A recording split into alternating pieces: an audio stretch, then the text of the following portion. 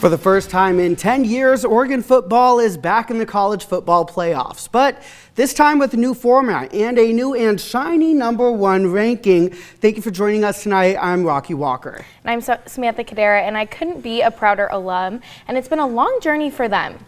To tell us more about Selection Sunday, NewsWatch12 Sports' Peyton Manny is joining us live in studio. Peyton, how did the Ducks do it?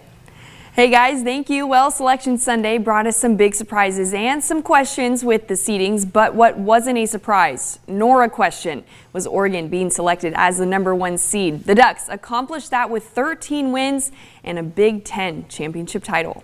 On Sunday morning, the College Football Playoff Committee released the first ever 12-team playoff bracket. The undefeated Ducks clinched one of 4 first-round byes with their 45-37 win over Penn State in the Big Ten title game. The Ducks now await a date with the winner of #8 Ohio State versus #9 Tennessee in the granddaddy of them all, the Rose Bowl, on New Year's Day in Pasadena.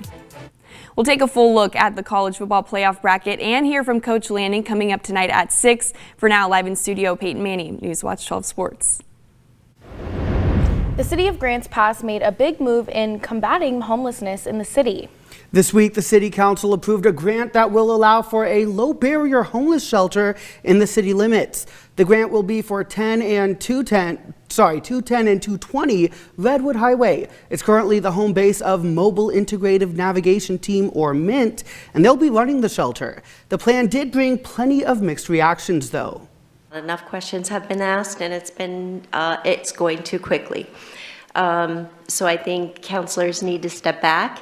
They have scraped things together up until this point, and they have made it successful with the lack of support that they've had. So imagine just a little bit more what that would get them.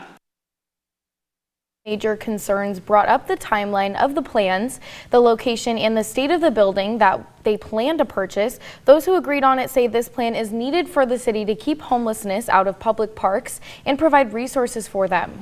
The plan would provide the appraisal price of up to $200,000 for each building's purchase, where MINT would provide a low-barrier shelter to about 100 people once it reaches full ability and 50 people within the next 6 months. They would have a requirement to provide this shelter for the next 10 years. The vote, it passed 5-3. And in that same meeting, another piece of business got handled, this one being a more familiar nature. Grants Pass Mayor Sarah Bristol displayed the signed proclamation for the sister city relationship between Grants Pass and the Mexican city of Atlan de Navarro. This comes after the organization held meetings with the new sister city's mayor, as well as their city council, and some of them even exploring it themselves. This follows the previous sister city relationship with Robotusvik, Russia, being paused due to the Russia-Ukraine war. After 3 weeks of striking, graduate student workers have reached an agreement with Oregon State University. The university's Strategic Communications and Public Affairs Manager, Lanisha Reagan, gave us this statement. It says, the university has reached a tentative agreement with the Coalition of Graduate Employees, and we are hopeful to share more details over the coming days. The Coalition of Graduate Employees represents more than 1,000 teaching and research assistants. Employees took to the picket lines over wages they say were barely over minimum wage, making living in Corvallis unrealistic. We're still reaching out to learn more about the new contract, and we'll let you know more when we learn more. Now take a look at all of that snow at Crater Lake. It's looking gorgeous. It's pretty surprising, though. It's really felt relatively warm the past few days. But now let's turn to Storm Tracker 12 Chief Meteorologist Matt Hoffman with what we should be expecting weather-wise for these next few days.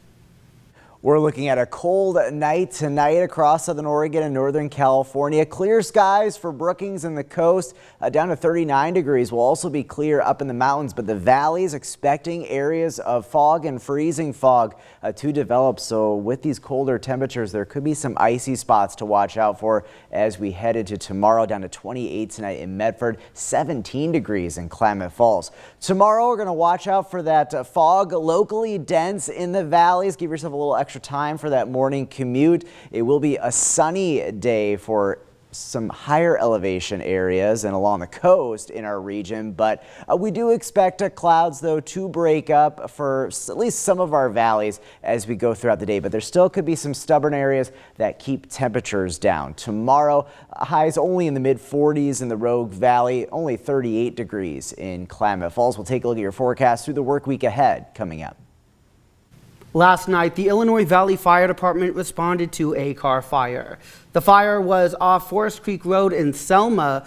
Crews arrived just after 11:30 p.m. They were quickly able to put out the fire. The cause is currently under investigation.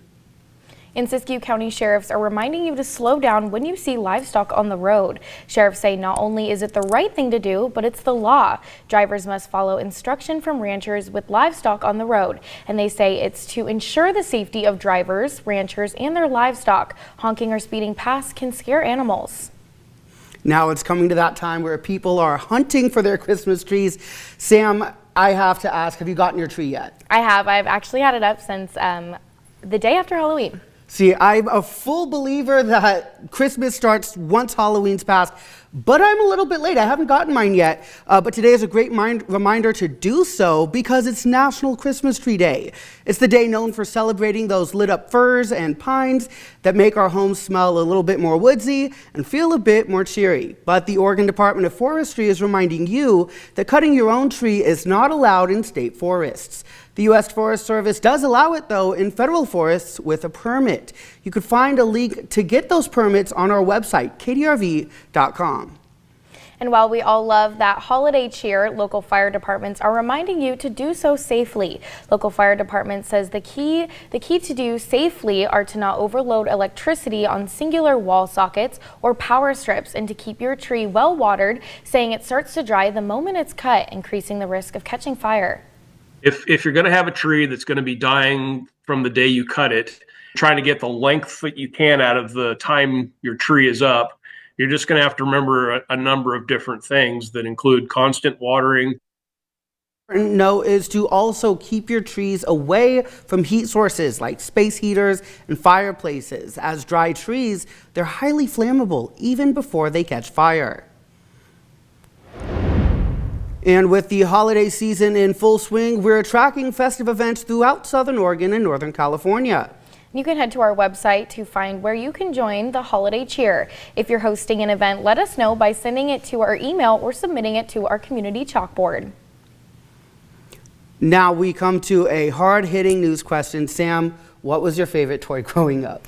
You know, Rocky, mine was My Little Ponies, just the best ever, but they did change them. Now they have a different look. But what was yours? Love that. Mine were, a lot of people remember they were weird Mighty Beans, or the BMX bikes. I have no idea what you're talking about. Right? People from back then will remember, but you know, there's a lot of great toys, especially nowadays, and NewsWatch12 is teaming up with U.S. Cellular and Grange Co-op for our annual holiday toy drive, and I've seen some of the toys that you, our viewers, have donated so far, and let me tell you, we will not be short on holiday cheer this year. And you can drop off unwrapped gifts at any U.S. Cellular or Grange Co-op location in Jackson, Josephine, Curry, Klamath, and Siskiyou counties. The toy drive runs through Sunday, December 15th, and for more info, you can head to kdrv.com.